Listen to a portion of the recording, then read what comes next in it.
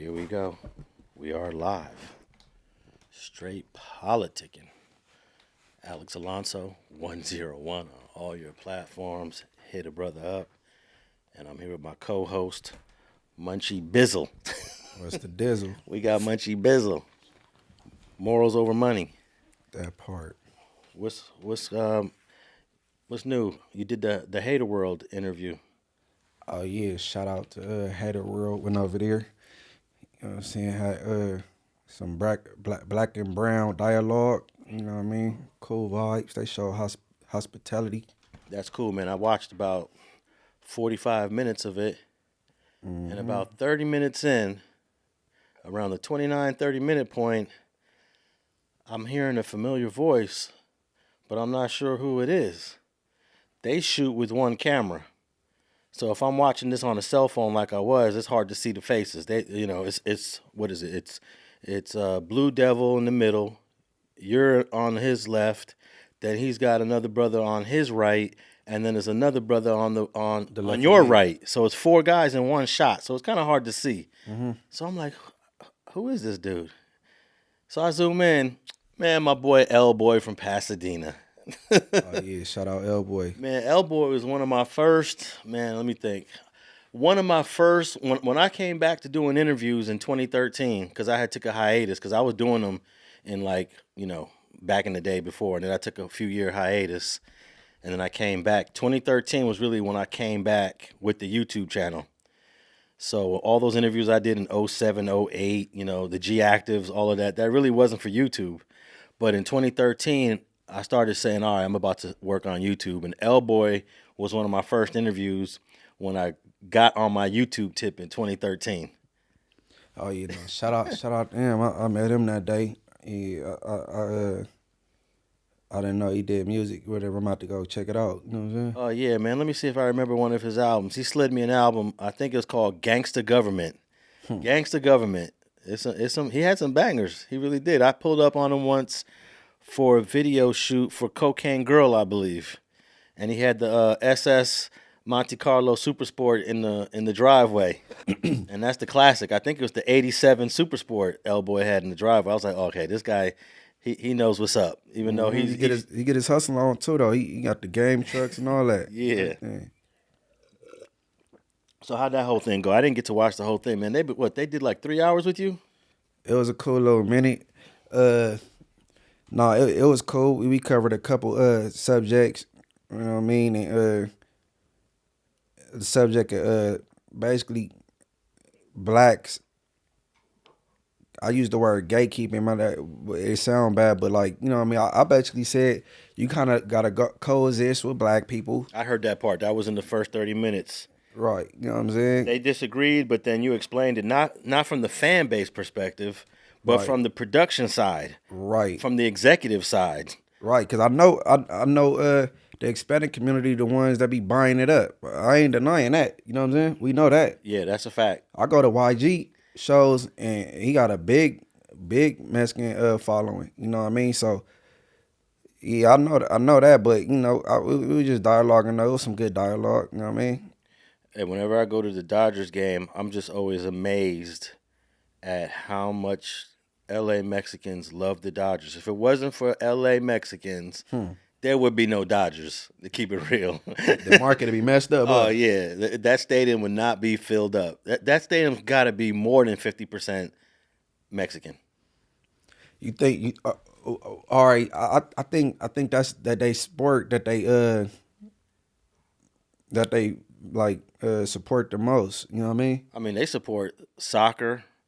They support baseball. They support all sports. Boxing. But I think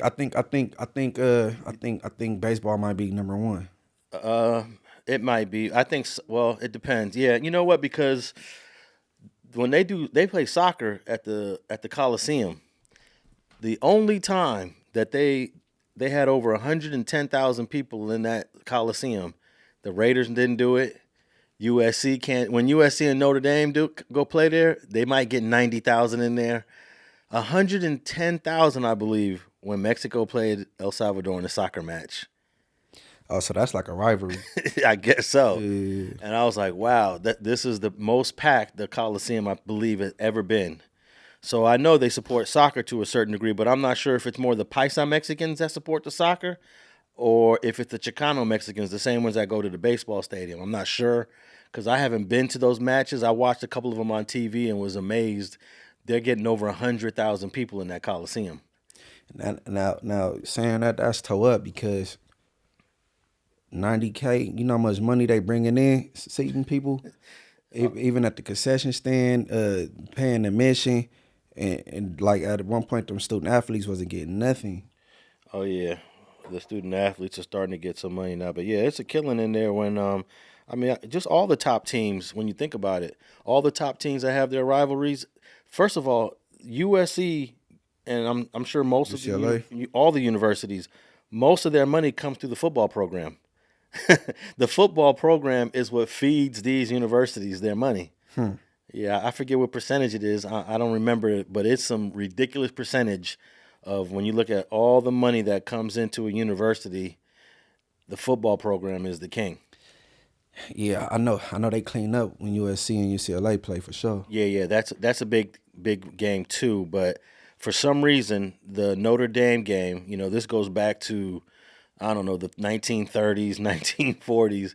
When Notre Dame pulls up or when USC pulls up in South Bend, that's the biggest thing. We want to think the UCLA rivalry should be the biggest thing, and to some degree, I'll say it is the biggest rivalry. But and Notre Dame is not even in the same. It's not even in the same conference as USC and UCLA, and that's a huge game. I wonder what make that so much of a big deal. Man, it goes back to like 100 years, man. I see it goes back to probably the 20s, 30s, and 40s. But UCLA goes back too, but I don't know. And I hit the Dodger games every so often. I didn't hit any Dodger games in 2025, but I was there in 2024. I take my sons, and if it wasn't for that fan base, half that stadium would be empty, bro.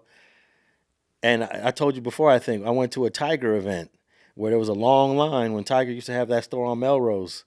Majority of the people in that line waiting to either get something signed by Tiger or whatever they were waiting for was Mexican. Oh, when they had the Last King store? Yeah. Yeah. And your boy T-Rell was up there that day. I was just shooting it because I was doing my H-Crown documentary. H-Crown told me, hey, he gave me some 411. They was having an event up there. So I decided to go up there and document it. But I was surprised that, Tiger's got a huge Mexican fan base. Yeah, it's a lot of LA rappers though. Yeah. A lot of they love Ice Cube, man. They love Ice Cube, DJ Quick, YG, Tiger. They support. But that was my thing. I know everybody make it go around shit without the Hispanics buying up the music, then what? You know what I'm saying? So I'm aware of that. But I'm talking about participating and being a part of hip hop. You know what I'm saying? Yeah, I don't know if the gatekeepers is the right word because gatekeepers is considered a negative term. That's what I said. That means that if you're calling black folks the gatekeepers of hip hop, you're saying they're deliberately leaving people out. Nah, gatekeepers is like basically they're making the decisions on who comes in. Right. So that means you can come in, you can come in, you can come in, you can't come in. Right. That's negative.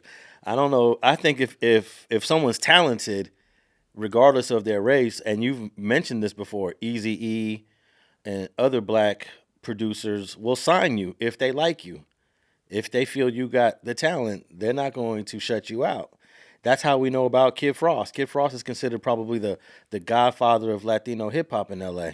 It's an expanding guy called in. He gave me some pushback on what I said regarding that, and he said he's the king of Chicano hip hop, and all these people like Kid Frost and them came after him. What's his name? Royalty. You ever heard of him? No. I didn't either to that day, but he called in. He gave me some pushback. The clip is circulating, like, you know what I'm saying. But I was giving him an ear because I mean, if I'm not versed in something, I'm gonna listen and give him an ear, but I'll still stand on, like, you know what I'm saying. No, Kid Frost was signed to Ruthless Records, bro. Yeah, this dude, he say he the king of Chicano rap. The accolades he got and them rappers that we name off, that's top tier Mexican rappers, they came after him. Pretty much everybody came after Kid Frost. Because Kid Frost was either 1988 or 89. I remember he had a video on MTV, and we used to rock that. It was a pretty dope song. This is for La Raza. I heard that. Yeah, I mean, I listened to that when it first came out, and boom, Ruthless Records. And back then, I didn't know that. I didn't know Ruthless was that active. I didn't know Eazy E was that active. Nah, Eazy E, yeah, he put his hands on his fingerprints on a couple people. But it says here also he was signed to Virgin Records. So Kid Frost? Yeah, Kid Frost was signed to Virgin Records. Before Ruthless? That's a tough one. But Eazy E also signed some other brothers too that were well known in the late '80s. So, what's the name? You said Brownside? Yeah, Brownside.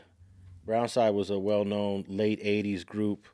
There was a guy recently. He got killed in Mexico. Man, it was a tragedy.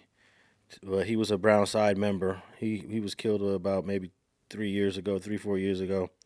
So Toker from Brownside. But yeah, Brownside is another group.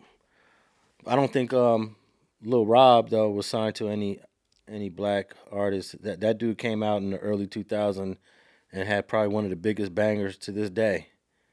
You know. Cypress Hill. Who's that signed to? Oh, Cypress Hill. Who'd they come up under? Let's look it up. Cypress Hill was the shit back then. Mm-hmm. But you think that today most rappers have to have a black cosign? I mean, most Latino rappers have to have a black cosign if they want to go mainstream. If you want to go mainstream, I think like you want to be commercial with it. You know what I mean? Yeah, it says here that Cypress Hill was signed to Rough House Records. It was founded in '89. That's the same year they came out, by Chris Schwartz. So that's a Jewish name. So, and then Eazy E eventually sold a big chunk of Ruthless Records to a Jewish guy. And, the Jewish people they be sitting at the distance watching all this and seeing what's popping, and then they come in and they come in like that bird. What's that bird that come in? A vulture. They come in like a vulture. And buy everything up. Yeah, I heard that's where the term culture vulture is supposed to come from. Not sure. Don't want to get jumped by the listeners. Oh, like the history of that probably comes from the music business? Right. That's what I hear. I wouldn't be shocked if that's where the definition of that term is from. Because they do have that reputation of watching what's going on the sideline and then coming in when they see what's popping. But what's wrong with that? You know what I mean? Culture vulture got a stigma to it, but I don't think there's as much wrong to it on the surface, but it all depends on that business relationship. I mean, Eazy E's definitely benefited, but when you look back at it, I think he undersold his company. Jerry Heller, I think, gave Eazy E either 10 or 12 million for Ruthless Records, and looking back at it now, man, Ruthless Records was worth way more than $10 million. I thought his wife owned it. Well, I think he kept Eazy E as either a president or part. He kept Eazy E with the business. Partner. Yeah, right. He didn't buy Eazy E completely out. Mm-hmm. But when you look at the amount that Jerry Heller gave Eazy, you would think, oh yeah, that is a lot of money. Shoot, I could be set for life with $10 million. But in hindsight, I think he could have got a bit more than that from Jerry Heller. Bone Thugs. He discovered Bone Thugs. Right.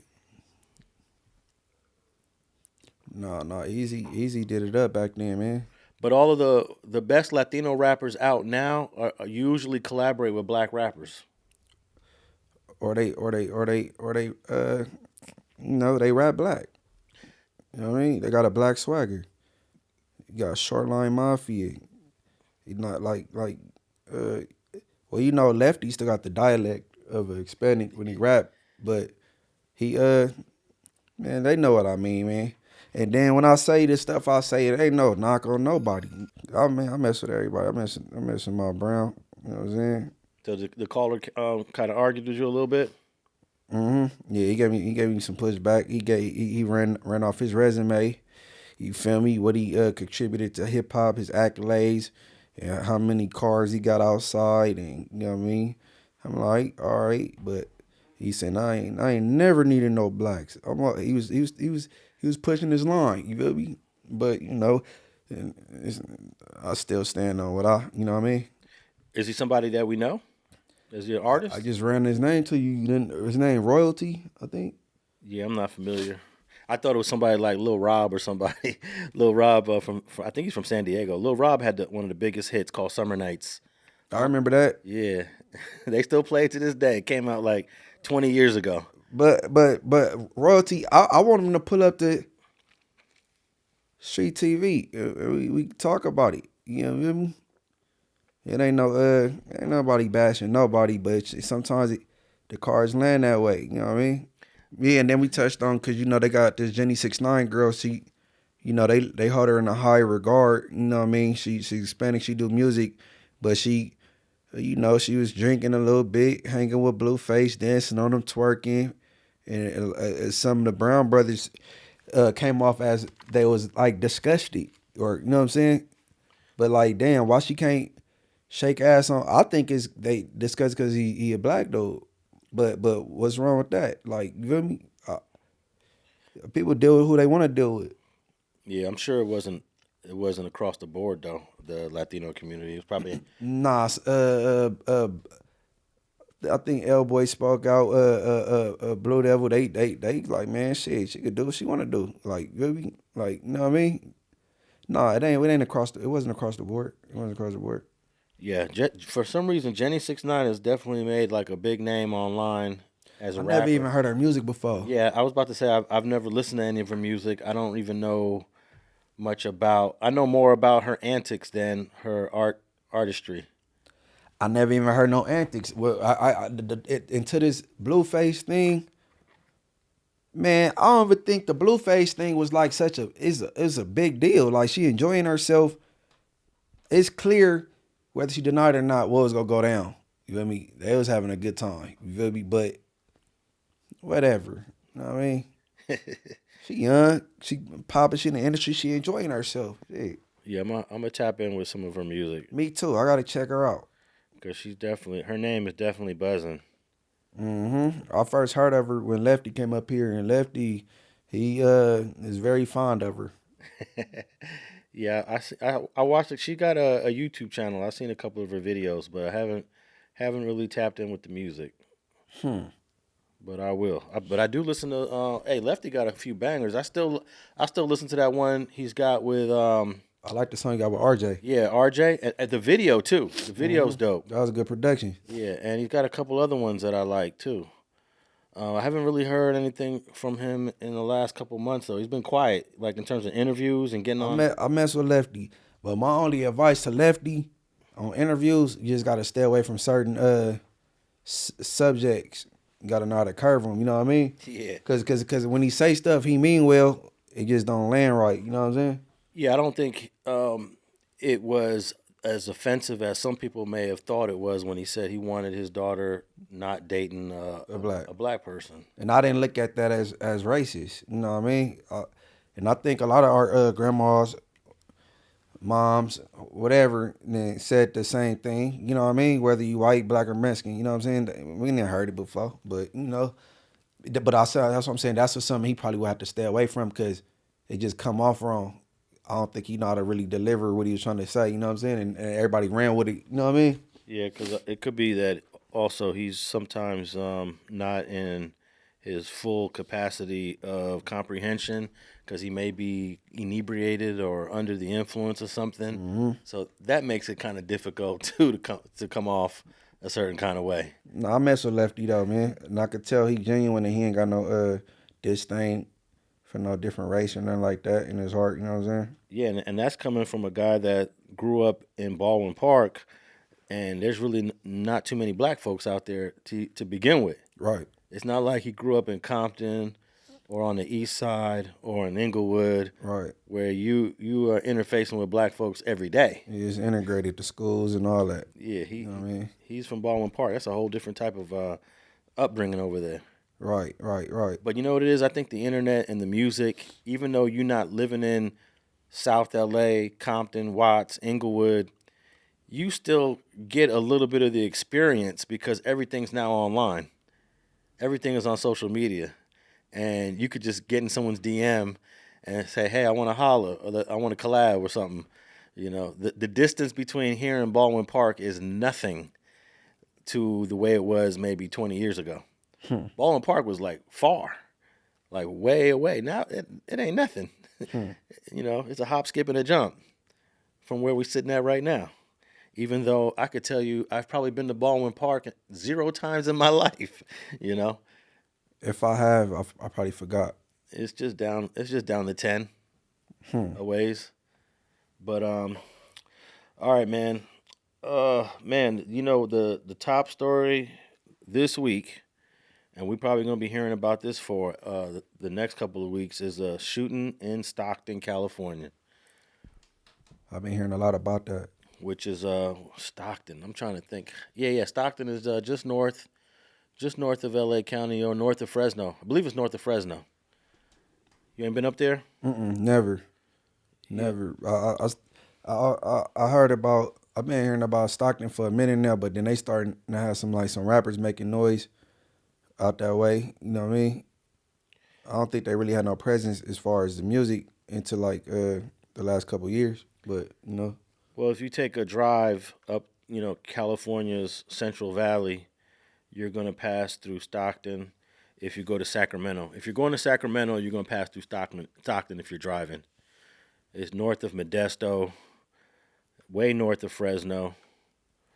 And I drove through there a couple times because it's not too far from a lot of most of all the prisons are around Sacramento, Bay Area, Central Valley. And you're gonna pass through them, and let's see. It looks like it's about a couple hours north of Fresno, and Fresno is probably a couple hours north of LA. So you get an idea of how far Stockton is. But if you're in the Bay Area, Stockton is probably less than an hour away. That's my guess. Looking here on the map. Yeah, it's just west of San Francisco. I'm sorry, east of San Francisco. If you go west of San Francisco, you're gonna be in the ocean. It's So you been to Stockton before? I drove through there. I've never had to go to Stockton, but definitely drove through. I've drove through all these towns, man. I don't know if I stopped there to use the bathroom or get something to eat. I've been through these towns. These towns when I stop off and get something to eat, I always ask the cashier if I'm buying something, where am I right now? Especially if it's at night, you don't know where you're pulling off to get something to eat. And they'll say, "Oh yeah, you're in this is Modesto." Oh, okay, cool. You never interviewed no bulldogs? Never interviewed a bulldog. Never met a bulldog. Would do it for sure. I'll go to Fresno in a heartbeat. And I'm surprised because no bulldog has ever hit me up either. You know, in all these years. So. What about a Norteño? Yeah, I've had a couple of Norteños hit me up. It just never happened. But who knows? I'm still gonna. I haven't retired yet. We'll knock out a bulldog, and we'll knock out a Norteño before I retire for sure. I've been in prison with bulldogs. I've been in prison with the Southsiders. I've never been in prison with the Norteños or whatever. But the bulldogs, they different. Yeah, man. They different. They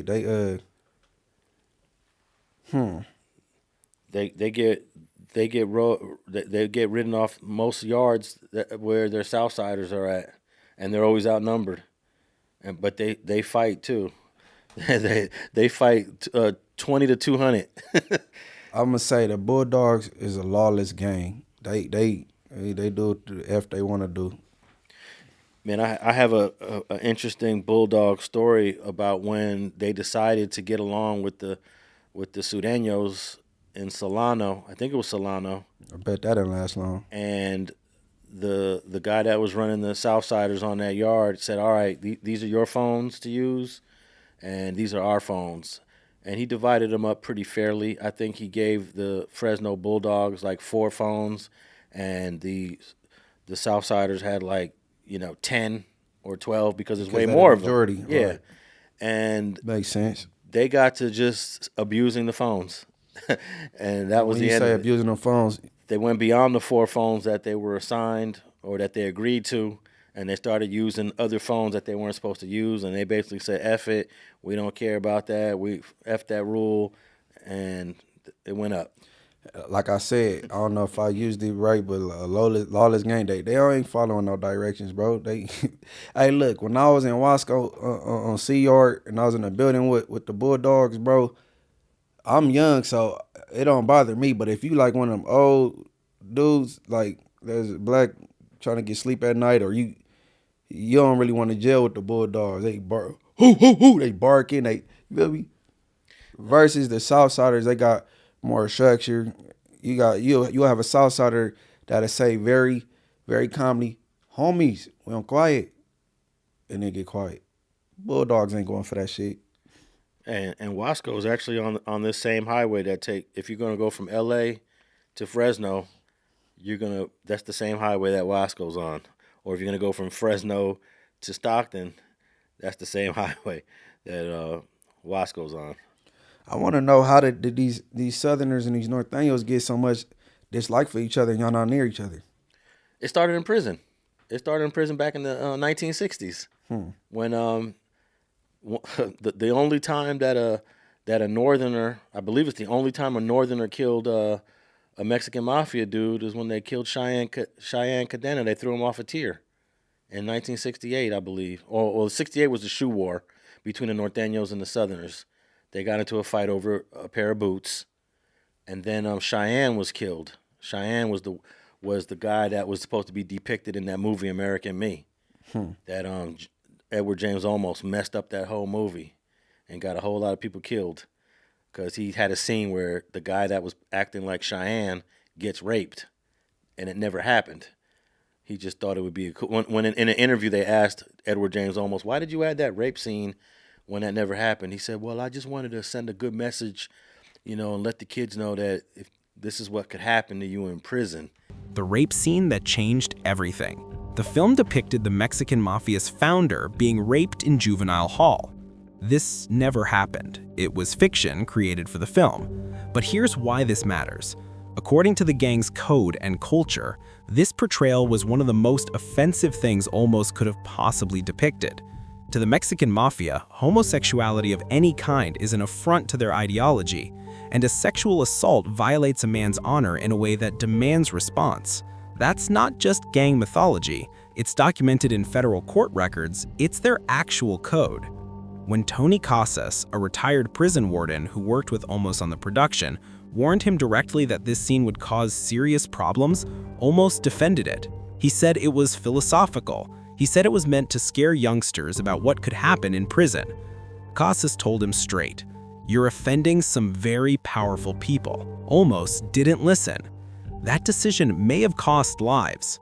So he meant good by adding that rape scene to the movie, but it pissed off a whole lot of people because everyone knew that was Cheyenne that this actor was playing, even though they changed the names.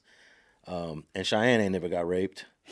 So that's the whole beef started when the shoe war in 1968, and then they killed Cheyenne. I can't remember what year they killed Cheyenne, but they threw him off a tier. Cheyenne tried to create the truce between the South and the North, and it didn't go the way he wanted to, and they killed him. And it's been up ever since until recently, until about 6-7 years ago. There's been a truce between the North and the South. Yeah, I've been hearing. Yeah. So this goes back to the 60s all the way up until, let's say, the late 20-teens, early 2020s is when these truce talks were in effect. So what's that, 50 years of beefing? Sheesh. 50 years of beefing. But yeah, it started in prison. And it's kind of ridiculous because they're all Mexicans, you know? And back in them days, there was no separation between North and South. There's NF dudes that were from the South in the early days, and there's Mexican Mafia dudes that are from the North in the early days. You had dudes from San Francisco. You know, they made guys from all over. It didn't matter. And then this divide kicked in, and then that's when the NF dudes were strictly North and Mexican Mafia was strictly South. But in the early days, there wasn't even no separation between North and South. But, yeah, we got this shooting, man, that just happened in Stockton, man. Let me see if I got a couple clips here, and then I got an article, and then I got a reaction from the vice mayor of Stockton. And I don't know if anyone knows. Most people don't know. Maybe they do. And then we'll talk about it. But let me get our first clip going here. Search continues in Stockton for the suspect in a deadly mass shooting at what's being described as a children's birthday party in a banquet hall. This all happened just after 6 yesterday evening on Lucille Avenue near Thornton Road. Investigators calling it a targeted attack. The family event, a party ending with gunfire on Thanksgiving weekend. This right here is video from the scene last night. Investigators say a suspect is still on the run. This is what San Joaquin District Attorney Ron Freitas had to say. It's our understanding at this time that the individual responsible is still outstanding. If you have any information as to this individual, reach out immediately. And if you are this individual, turn yourself in immediately. Now that's from the actual night of the shooting. And as of right now, the manhunt is still underway. I'm sure he's going to be caught in the next few days, Munchie. He gonna get caught because his kids involved. Yeah, 3 kids are among 4 killed in this shooting. And I got an article here that explains how some rapper that I'm not familiar with, NBMel, is somehow linked to or was a target of this shooting. I got an article here from the New York Post that says rapper targeted in Stockton mass shooting is hiding out, fearing for his life after being shot at. Little girl's birthday party, dad says. Hiding out.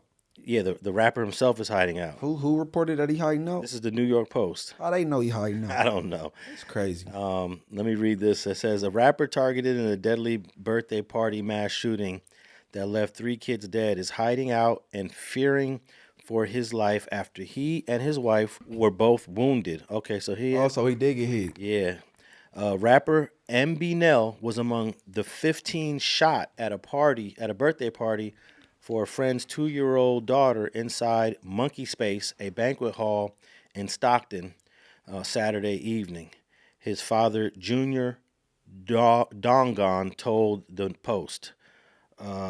NBMel, whose real name is Janelle Dongon, Dongon, Dongon.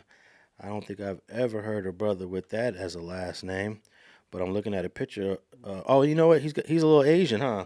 That's what it sounds like. Yeah. I mean, he looks from a distance. He might be mixed. He looks like a light-skinned brother from a distance, but when you get close, you can see. With them chinky eyes. Actually, I never used that phrase, man. What? Chinky eyes. I don't use that. I don't use that phrase, but I can see the Southeast Asian in him. So yeah, that's that explains the name Don Gon. But NBMel had previously fled Stockton and was living outside Sacramento, which is not too far from Stockton. He had returned to the crime-ridden city of 300,000. Wow. Is that the way they're characterized in Stockton? He had returned. What you going to say? Yeah, no. I heard Stockton is kind of like it go up. It's you know what I'm saying? It don't get that much, it don't get talked about that much, but I heard Stockton, the crime rate is up. Yeah, but to just, as a writer, to call the city the crime-ridden city, that's pretty devious. But he had returned to the crime-ridden city of 300,000 people to meet with his rapper pals at the birthday party, his dad said. Oh, wow, so that's somebody had to get a drop. provided that info. Or they looked on social media. Or yeah, we don't know how they did if he was doing that, but it sounded like he wouldn't have done nothing dumb like that if he was hiding out. He was already hiding out before this shooting even happened, according to this article. But we don't know how accurate this is. But so he comes back. The article says he comes back to hook up with his rapper pals at the birthday party. His dad said so. They're interviewing the dad, and there's a picture here of the dad, and the dad looks very Asian. So. And then this article ends right there, saying that he came to the party, and I guess somebody found out he was going to be at the party. Somebody sent the word, light the place up. Huh. Yeah, they had a for sure drop that he was going to be there, and it sounded like they got out on foot because they hit him and his wife. So, like, but damn, and that said 15 people was shot. I thought it was reported it was 10, so it's 15, and 4 people out of 15 got unalived. Sheesh. Actually, this article continues. Man, these articles I'm reading, by the way, they're full of ads. You got to scroll past the ads. So the next part of it says he just came to drop off a present at his friend's party whose daughter was the celebrant, Junior Dongon said. He was shot, but he's okay. He called me and he said, "Don't say anything to anybody," the son continued. The Stockton-based rapper moved out He of... said don't say nothing to anybody, and we reading the statement that he said that. That's crazy. Yeah. And then Dad goes on to do an interview with the Post. Dad tripping. Yeah, the Stockton-based rapper moved out the area 2 years ago because he feared for his safety, including an incident where other thugs shot 22 bullets at his parents' house a few years ago. Dongon recalled. My daughter-in-law was hit in the butt, the father continued. We were worried. I'm worried about my wife, but I can't do anything about it. 3 children and 1 adult were killed in the shooting, where Stockton Mayor Christina Fugazi said was related to gang violence. So that's from the New York Post. Hey, look, Dad is a square, and you reporting to these people that your son was scared or whatever, and he hiding out. Like, why did you? Yeah, the son might not like this article, huh? Then he said don't say nothing, and then you say you could do the complete opposite. Like, you just did a whole interview with the press, but I don't think he hiding out. He is lit in your city, and you got the money to move, you gonna move. I don't think he was hiding out. Dad put it kind of like, you know what I'm saying? But he did a Boosie, right? Right. Most people, they get some money and move. You know what I mean? But man, you gotta get your man, bro. You don't put everybody in jeopardy like that. And 3 kids get unalived. You know what I'm saying? On some. That's a kid birthday party, bro. But you know what it was? He doesn't live in Stockton, and they know he hasn't been in Stockton in over So they 2 gotta years. get it while they can. Man, they said, hey, whatever it takes, it takes, get him. Whatever it takes, get him. Sound like they had a switch on that gun. It reminds me of the 1997 Maxon massacre in El Monte, where they were trying to find this guy named Dito Moreno. He was on the hit list for quite a while, and they found him. And not only did they kill Dito, they killed his whole family and 2 kids. And the guys that were part of that hit, one of them was murdered as soon as he got to the yard at San Quentin, because that's not what the hit was supposed to include. But they was like, hey, we found him. We had to do what we had to do. And one of the dudes got murdered in prison. Okay. Even though we know that's wrong to wipe out the complete family though, but how do you know these people that you sent on the hit is feeling like they don't want to leave no witnesses? They freedom is at stake. You know what I'm saying? Yeah, but I mean, one of the kids was like 5 or 6 years old. You know, that's pretty. I don't think that's inexcusable. I agree. And you know what's crazy?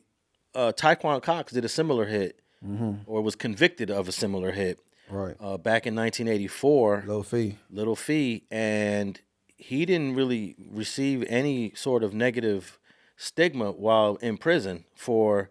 Man, that was the wrong house. It was the wrong house, but you killed a grandmother, I believe the grandmother's daughter, which was an adult, and then 2 kids. And it wasn't looked at in a negative way. If Taekwon Cox, Lil Fee, was Mexican, he would have got hit.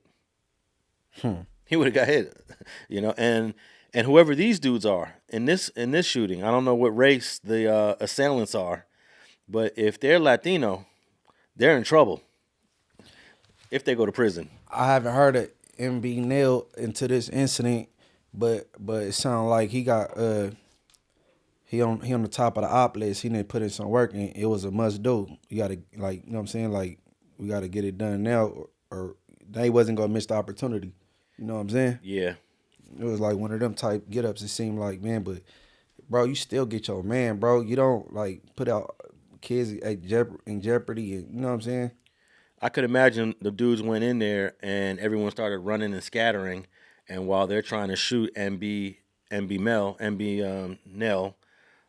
they're hitting other people. They're hitting other people inadvertently, accidentally. They didn't give a F. NBMel. I'm almost certain that everyone else that got hit, that was accidental. You know, they were going for NBMel, and NBMel was probably running, ducking, diving, you know, trying to save his life, and in the process, everybody else is getting hit. I got another clip here from a press conference, clip number 2. This is Thanksgiving weekend. This is when families come together, celebrate, share memories, give each other love. And unfortunately tonight, heaven is a little bigger with the individuals, children and adults that unfortunately do not make it. In an emotional statement, Stockton Mayor Christina Fugazi offered her support to her community following a shooting at a banquet hall near Lucille Avenue Saturday night. San Joaquin County Sheriff's Office spokeswoman Heather Brent sharing that 14 people were shot, 4 of them killed, including children. It is unfathomable that there are young children who are harmed, that there was anybody who was harmed in this, and our hearts go out to those victims, to their families, and to our community. That's the mayor. I never heard of a person whose name was actually Fugazi. Yeah, you know, the slang for that is like, you know what I mean? Yeah, it means fake. Right. I wonder if that word actually means fake in Italian, Fugazi. But that's the mayor, and the other person was a police officer. And I got another clip here from coming out of Stockton, clip number 3. Multiple agencies and city leaders are vowing to seek justice for the victims who were shot at a family gathering. District Attorney Ron Freitas calling the tragedy unthinkable and pleading with his community and asking the person responsible to turn themselves in. When this individual is caught, you have my promise that you will have the full force of my office's resources in holding this individual fully accountable. Mayor Fugazi also calling on her city to do better and speak up if they know anything. Whoever did this, if you know them, as the district attorney just said, please call Crime Stoppers. You can leave an anonymous tip. We've got work to do, and this type of violence, again, our city is better than that. I got another one I want to play, but That Crime Stopper shit, that should be illegal. hey, what stood out to me, we'll come back to that point, is that the male cop suggested that it was an individual. He said it in the singular sense when this person is apprehended. So I guess they already got all the information that one person went up in there to do that much damage. That's crazy, because I thought maybe 2 dudes went in, possibly 3. But he characterized it as a single person went in there. I didn't really think about the amount of people. I just assumed that the gun was modified. He had a switch on it or something. Oh yeah, or he just had a fully automatic rifle, right? Yeah. You can still get your hands on those fully automatic rifles. Sheesh. But He better be lucky that the death penalty ain't going down these days in California, because well, you can still get it, but you ain't. Nothing's gonna you happen. ain't gonna never die. Yeah. You know what I mean? So what were you gonna say about Crime Stoppers? That should be illegal to use that. You know what I mean? How you go send an anonymous tip, and then, you know, it's your right to be able to face your accuser. So that's what they using it to like, you know what I'm saying, enter into evidence and discovery. That's out. That's crazy. Yeah, they can use anonymous information to investigate it, but if you go on trial, Cause you know, like hearsay not even admissible once you get bound over to superior. So like, how is they using that'd be considered double hearsay? You know what I mean? So how is they using a Crime Stopper tip to further their investigation? because it's just an investigation, that they're not going to use a Crime Stopper tip in trial. Just use it as a lead. Yeah, that's how a lot of these cases start off, with some anonymous tip, and then eventually you get to some witnesses that are willing to come to court and testify. That's what they're hoping. But what do you think this guy's gonna do? Turn himself in, or just wait to get caught, or he's gonna shoot it out, or we're gonna find out he domed himself? We're gonna find him in the bathroom somewhere. He's somewhere hiding. He ain't about to turn himself in. You turning yourself into a life sentence. Yeah, You ain't never coming home, bro. but there's a good chance that once you're in the corner by the police, they're gonna kill you. You know, if you want to survive, it's good to call your lawyer and say, I want to turn myself in peacefully. You don't want to get apprehended by them. You know, If you want to turn yourself and go to the grocery store and then have them come get you out of aisle 5 or off aisle 5 or something, because they ain't gonna do all that shooting in the grocery store, because they will kill you. But like Eric Holder did. He walked them to that medical center, and then he told them people who he was, and then but that it wasn't gonna be no manhunt for Eric Holder. This hit different. This is a mass shooting, and kids was unalive. You know what I mean? yeah. But Eric Holder turned himself in 2 days later, so he didn't really. There was no chance for a manhunt. I don't think he felt his safety was at.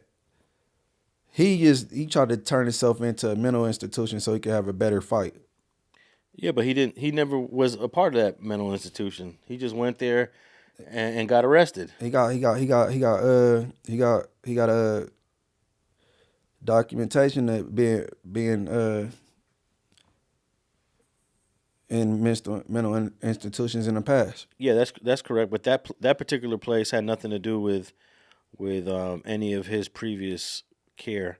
I thought he kind of picked that place just because he knew that he wouldn't get shot and killed by I don't think it matter which one he went to. But he didn't want to get. I believe he didn't want to get shot and killed by the police. He knew that, once you're armed and dangerous, anytime they put the armed and dangerous on you, and your face is on the news, I don't even know if they have a face for this guy. I haven't seen. Let me ask you something. So as far as this Eric Holder situation, you think the police actually cared? They not gonna take it as serious as a cop killer, or you know what I'm saying? Well, they care about their own lives. If you're armed and dangerous, and they already know you pulled out 2 straps and domed a rapper in broad daylight, they're not taking chances with you. They'll shoot you in a second, and they'll easily get away with it. There's no if they killed Eric Holder, nobody would be tripping on those police, right? Nobody would be tripping.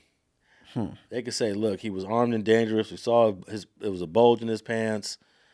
And a lot of those cops are waiting for their first kill. I saw this one thing about how they congratulate each other and high-five each other in the lockers when you get your first kill. I'm like, that's barbaric. Horrible. Yeah. So Eric Holder would have been a perfect person to kill as a police officer. He's wanted. He's on the run. He just murdered someone in broad daylight. Who else is he going to murder? They always put that out there. He's dangerous. He'll probably kill again. And I think somebody talked to Eric, said, man, turn yourself in. He didn't know where to go. Yeah, he got know where to go. Well, nobody dealing with that. You not coming over here. You know what I mean? Everybody shutting their door on you. He had no choice but to turn himself in. You know what I mean? He got to hang out with that girl one last day. I think he got to smoke some weed. And then that was it. Probably hit one more time. And that was it. But, hey, that mayor of Stockton that we heard on clip number 2, she doesn't get along with the vice mayor of Stockton. Now, we don't have vice mayor here in L.A., so this whole vice mayor thing is kind of new to me. But the vice mayor is somebody that we all know. And let me play a clip of the vice mayor talking about how he felt about this Stockton shooting. Let's play the vice mayor. Let me see. Let me pull up the clip right now. Never been gangster to kill kids. Never. It's never been gangster to kill kids. You went in a birthday party and shot people's children. So I know we're here. We want, if I could just, parents brought their children out and they left with medical examiners. That is not human. That is not human. And I will say to those who are thinking of retaliation, when my brother got murdered, I thought about it too. It's human to want to hurt people who hurt people you love. But I had a choice to make, and I hope that the people out there in our community make the right choice and contact law enforcement, call me, call the mayor, call whoever you know, call the pastors, call your friend, turn yourself in. Because at some point, the redemption for what you did is gonna happen when you see the person that created you. But you can start that process by turning yourself in and doing the right thing today. You recognize that voice? Yeah.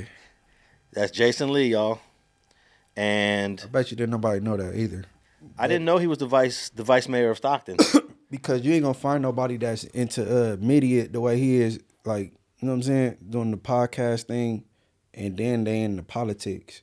You know what I mean? Yeah, I did hear about him running for mayor, and somehow he ended up as the vice mayor. But while I was doing research on this shooting, I saw a clip where the mayor, Miss Fugazi, and the vice mayor, Jason Lee, they don't get along. Questions of transparency and dysfunction within Stockton city leadership. A planned special meeting surrounding the use of public funds is abruptly canceled, all while the mayor and vice mayor continue to feud. Yeah, Marley, just 2 days after Stockton Mayor Christina Fugazi announced she's starting an ad hoc committee to hold Vice Mayor Jason Lee accountable with a litany of accusations. Vice Mayor Lee was originally planning on holding a special meeting tonight to hold Mayor Fugazi accountable. However, that meeting tonight never happened. Mayor Christina Fugazi, Councilmember Michelle Padilla, Councilmember Mariela Ponce, and Councilmember Brando Villapuda didn't show up to tonight's special council meeting. Vice Mayor Lee, Councilmember Mario Enriquez, and Councilmember Michael Blower did. All of us took an oath to represent the people of this community with integrity and respect and transparency, and most importantly, accountability. And the fact that we didn't show up and the public did speaks volumes. The agenda on tonight's item, Vice Mayor Lee is raising concerns for misuse of funds and an alleged unauthorized letter of commitment sent by the former interim city manager to the state of California, pledging more than allegedly $800,000 in matching public funds for a grant application. Vice Mayor Lee says the letter was sent without city council approval or public discussion. These are very serious concerns involving campaign donors, the commitment of public funds without council approval or city manager authorization, and a document that was sent to the state that I've called an instrument of fraud. We all voted to be here. 3 of us showed up, others did not, and I don't know why. Mayor Fugazi says she had a prior commitment for weeks and, quote, "It is not my intention nor desire to participate in the vice mayor's constant attempt to take the focus off of bettering the life of our residents, reducing crime, homelessness, and bringing more resources to our city to join in his attempt to turn our city into his reality show." This all comes as Mayor Fugazi has made several accusations against Vice Mayor Lee, including questions about $85 million worth of funds used for his nonprofit, allegations of bringing camera crews into City Hall to film reality-style promotional content without getting approval, and creating a hostile work environment, allegedly verbally abusing staff. So I don't know what that's over. I didn't get to really. Good guess. I mean, he gay. You know what I mean? So, like, gay people be real, you know, catty and get into other females, and you know what I mean? Yeah, but this is Jason Lee's hometown. And he said his brother was murdered. Yeah. All right, man. I didn't want to spend too much on that. We went pretty far on this. I want to give an update to a last week's episode where we talked about Maria De La Rosa. She was the girl that was sitting in the car up in Bryant Street in Northridge, and I believe it was 2 people approached the car, shot it up, and killed her and injured the other 2 that were sitting in the car. Right. Hey, man, this is quick work. Apparently, they've arrested 3 people, even though the initial report was two gunmen or 2 people went up to the car. But according to this article, 3 men charged in shooting death of rising Latin singer De La Rosa. She only goes by the name De La Rosa, but her whole name is Maria De La Rosa. And we showed her Instagram page last week, and she got a lot of hot pictures on her account. But prosecutors charged 3 men Wednesday with murder in the death of 22-year-old Maria De La Rosa, who was shot over the weekend while sitting in a parked car. De La Rosa, a Latin artist who performs under the name De La Rosa, was with 2 other people Saturday morning in the neighborhood of Northridge when 3 men came up to the car and demanded money, prosecutors said. Then prosecutors said they fired multiple rounds, hitting all 3 occupants. So it sounds like they're calling this a robbery now. Murder robbery. De La Rosa later died at the hospital. The 2 other victims suffered critical injuries. This was a ruthless and targeted attack that stole the life of a young woman and artist and inflicted profound lifelong trauma on her family and 2 survivors, the DA said. 27-year-old man was arrested the same day, and another 27-year-old man was arrested the next day, and an arrest warrant had been issued on the 3rd man, 21-year-old. They're not, for some reason, their names are not disclosed here. Attorneys for the first 2 could not be reached for comment. All are from Northridge and are charged with 1 felony count of murder and 2 felony counts of attempted second-degree robbery. There you go. And now that they said that all of them are from Northridge, what guess? I'm going to guess and say all 3 of them dudes Bryant Street. are from Bryant Street, man. They saw this car, probably a fancy car. No one has said what car they were sitting in, but I'm almost certain it was fancy based on her status. Her life, yeah. Everything about her life was fancy. I'm guessing. Did they say? I'm thinking it was like 2 of them walked up and one was a driver, but they said all 3 hopped out. Yeah, well, this is the first time we're hearing 3. Yeah, we heard 2 last week. Yeah, so it's a 27-year-old, another 27-year-old, and a 21-year-old are all charged, and they all apparently walked up. How you get caught that same night? Yeah, the first guy's caught the same night. Ain't that crazy? And let me see here. I think I have maybe them people, them surviving victims. They identified who that was. They probably knew the you know what I'm saying? The robbers. Maybe so. I got a clip here. Cause you parked up in their hood. It's yeah, parked. You right in the heart. In the wee hours. In the heart of their hood. It's the wee hours though. You know what I'm saying? Yeah, I got a clip here from Fox 11 News LA on these 3 that are charged. A rising star in Latin music gone too soon. Tonight, 3 men face murder charges in the ambush-style killing of Maria De La Rosa. The shooting in Northridge over the weekend left 2 others critically injured. Fox 11's Laura Diaz spoke to the singer's mother. Laura, you're live in West Hills with the update for us. Yes, Christine, a family is closer to justice tonight after 2 alleged killers are caught. A 3rd suspect in that killing remains at large. But as you just mentioned, I spoke to the mother of the deceased earlier this evening, and as you can imagine, she is heartbroken. I want to people know, like, she was like a good soul, good person. Beautiful daughter, beautiful person, incredible and like super nice. A grieving mother recalls her beautiful daughter, singer-influencer Maria De La Rosa. The 22-year-old was fatally shot in what prosecutors are calling an ambush-style robbery November 22nd in Northridge. Maria was known professionally as De La Rosa. The young artist was a rising star with her flowing hair and soulful brown eyes, but her life was brutally taken. Prosecutors say the young woman was sitting with 2 others in a parked car when a trio of assailants demanded money and then opened fire. All 3 in the car were struck. De La Rosa died later. Wednesday afternoon, friends and family continued to gather at the family home. Flowers, candles, and pictures of the late singer adorn the house. Grief is everywhere. So far, as I just mentioned, those 2 arrests have been made. The family wants justice and for their daughter to be remembered for the wonderful person and talent she was.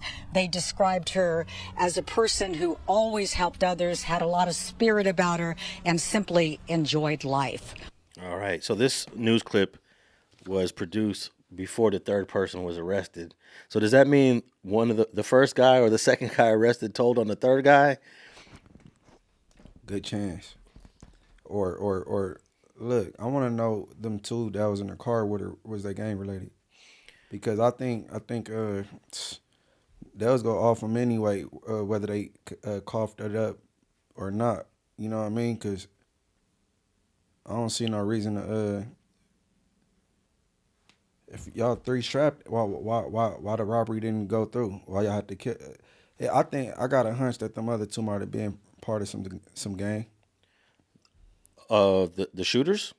I believe the two other victims. Yeah, that was in the car with De La Rosa. They might have been from Bryant Street, and them other dudes might have been rivals from a rival Northridge gang. Cause the street that they on is on Bryant Street. You smack dead in the heart of the Bryant Street hood. So they might have been Bryant Street members with her, and I heard something about her family being like some gang ties. You know what I'm saying? So, man, it's crazy, man. Rest in peace to her, though. Yeah, what do you think about sitting in a car late at night in a hood just parked? She did it because she was comfortable. That's what I'm saying. The people that she was with, they might have been from that community. I think they know she got a little money. They wouldn't have mind robbing her, but I think the main thing was to come put in some work anyway. Yeah, well, she doesn't seem like the type that would be hanging in the hood, though. Why? I want to know, why was she even in this hood late at night in a parked car? Because if you look at the way she lives her life and what she represents as an artist and just all her personal photos, none of it comes off as a hood chick. You'll be surprised. I ain't gonna name drop, but you'll be surprised. It definitely don't come off as a hood chick. And then you listen to her mom, Now maybe there's some ties to some, organized stuff, but definitely not no like Bryant Street stuff, no hood shit, no local LA hood shit. Listen, that girl is comfortable. She look the way she look, but I don't think she uncomfortable around street people. You know what I mean? I don't think so. She parked up and she was comfortable kicking it where she was kicking it at. Well, those two victims that survived, they're gonna be coming to court. We're gonna get an idea. So you think those two dudes was hood? I think that might have been from Bryant Street. You know what I'm saying? We're gonna find out. We're gonna find out real soon once these three guys start going to court, because those two victims are gonna be forced to come to court. And if they street, they're not gonna want to come to court, right? They're gonna try to flee the subpoenas. Avoid the subpoenas, you know what I mean? And if they come to court, see what they do. If they, Hey, but I'm not a fan of sitting in cars parked anywhere. Double parked. Even if you double parked. I don't know if this car was double parked or if they were like parked on the street. I don't like double parking. I don't like being parked. I'm not sitting in the car. The car is a trap for anybody to walk up on you. You can't move. There's nowhere to go. You stuck in that seat. So that's a lesson for people. Don't be sitting in a car late at night in the hood. Get out the car. I'd rather be standing outside the car talking. If anyone's gonna walk up, now I got a chance to run, duck, hide, go for cover. Yeah, but it's common for people to be chilling in the car smoking. You know what I mean? Don't do it. Don't do it. Because there's people driving around looking for somebody constantly. Right. And it just might be bad timing for you that day. You're in the car, smoking, getting high. I was just reading that case out of in the 60s. The appeal is on the internet. The dude from 60 was just sleeping in his car. I think he was on 63rd off of Crenshaw, and had another young lady in the car. I think the dude was taking a nap in the car. Baby Eddie boy. And got lit up. Mm-hmm. Nah. Sitting duck. Yeah, one time I had to sleep in the car when I was in New Orleans during Hurricane Katrina. I found a Walmart parking lot in Baton Rouge, and slept in the car. I was nervous the whole time. I don't even think I got any good sleep, because I'm constantly thinking, who's going to walk up? You know about Michael Jordan's dad? How Michael Jordan's dad gets smoked? Pulling over on one of them highways or something like that. Take a nap. Mm-hmm. Somebody came to rob him. Man, yeah, man. I don't know, man. When I sit in cars, I be chilling, man. Turn this interior light off. You know what I mean? All that, like, I don't know, man. I'm not sitting in the car in Compton. That's for damn sure. Late at night. Ain't gonna happen. Yeah, it's been a gang of instances with the same type of scenario. Sitting in the car. Yeah. It's happened too many times, man. Right. You know, we all take that chance. I've taken that chance several times, but I hate doing it. Even right here, when I pull up, sometimes I don't have the remote control to the gate to pull in, and I gotta call somebody to come down. I'm like, hurry up, come down here. I've already been waiting 30 seconds because anything could happen. Somebody could be waiting for me just to pull up at the gate, and I'm sitting there for 30 seconds waiting for them to open the gate for me. Yeah, man, I done been through so much. I done seen and been a part of so many scenarios where I done been on the bad end of it. Yeah, man, you gotta move with precaution, man. Yeah, man. I heard you tell the story on Hater World about your car-to-car situation. Mm-hmm. That's almost impossible to avoid, though. If someone trying to get you car-to-car, man, yeah, that's a tough one to avoid. Yeah, the stoplight. You know what I mean? But you all it, man. I mean, hey, like I said, subscribe to StreetTV, not the streets. Don't. You know what I mean? Don't. But she didn't ask for this, man. That's toe up. Nah, it was late at night too. I remember the time from last week, but it was something like 1:30. Yeah, it was the wee hours. That's what I'm saying. She was comfortable where she was at. Yeah. You know what I'm saying? Well, I think the dudes that walked up on the car might have been Bryant Street and looked at Maria De La Rosa and whoever was in that car as outsiders. I'm looking at it the opposite way you looking at it. But in due time, we'll find out. And on that note, we will wrap up Straight Politicking, episode 70, man. 70. Getting up there. 70. I just thought of the Menlos because they want to push 70. There's no other 70, right? Compton Vadio 70. Oh, yeah, the 70s. Mm-hmm. 70s, they go way back to the 1971, 70-71. Yeah, CV70. They got like 3 different sets in Compton. They're scattered around. They're not one hood. They got like 3 separate sections. I didn't know that. Yeah. They're not continuous. They got this. I think the original is over there by where the looters are. Mm-hmm. But then they got a whole nother little hood, I think, over by where the high school's at. Yeah. And then, Compton High? Yeah, and then they got another one on another part. So I didn't know that. I spent a lot of time in Compton too. Yeah, so they've been out for 50 years. But, they're not the oldest set in Compton, even though they've been out for 50-plus years. Who you say the oldest is? Oh, man, that's a tough one. There's a debate on that right now. No one really knows. 155? 155 is in the conversation? Is in that conversation as one of the oldest, for sure. Right. And then you got CV3 is in that conversation. And then Largo's in the conversation, and then Tortilla Flats. Yeah, the Flats have been there for a long time. So, but it's definitely not it's not CV70. They definitely came out in around 1970, 71. But yeah, Compton got more gang history than the Bloods and the Crips do. I mean, the Compton Vadios got more gang history in Compton. Man, it was a staff name, last name Gontas, that worked when I was at camp. He worked at Camp Smith, and he did not like me for some reason. I'm gonna tell a story on my channel though, man. That dude, I don't know what I did to him. Well, he was from Compton? Yeah, he's from 7-0, but he worked at the camp, and his last name was Gontas. Bet you they'd be in the comments. They don't know who he is. Oh, so he was like a farmer trying to help out the kids, giving back? Man, he's just a gangbanger with a job. He's a probation staff at Camp Smith back in the 06. And he had, I don't know, he used to be on me. CV70s. They used to hang tough with the looters. Mm-hmm. That don't exist anymore. The looters and the CV70s. I wonder if the newer CV70s know that history or ever heard of that history, or their older vatos don't even want to talk about that history. Yeah, one of the big dogs from Looters Park got 7-0 tatted. Yeah, I heard a few of them got it from that generation, from their first generation. Right. Yeah, the looters is like really even though Piru started on the west side of Compton, the looters were really the ones that kind of pushed that brand harder than anyone back in the early 70s, you know. I'll say the West. Piru Street Boys. Yeah, the Piru Street Boys, you know, they were doing their thing, but the looters, as an individual entity, they pushing their line. As far as Piru, the first Piru to be killed was Clifford Ray. He was from looters. He got stabbed to death in 1973.